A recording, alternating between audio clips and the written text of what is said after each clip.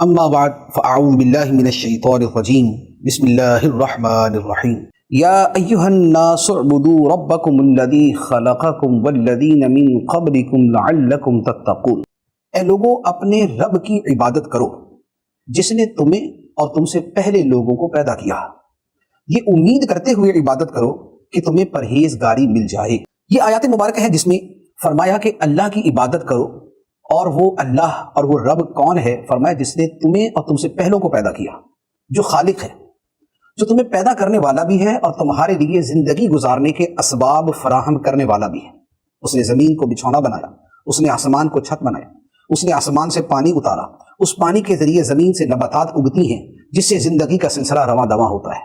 تو فرمایا کہ جو رب خالق ہے اور جو تمہیں پالنے والا ہے اور تمہارے لیے دنیا جہان کی سہولتیں فراہم کرنے والا ہے، اس رب کی عبادت کرو، اس کے ساتھ کسی کو شریک نہ ٹھہراؤ۔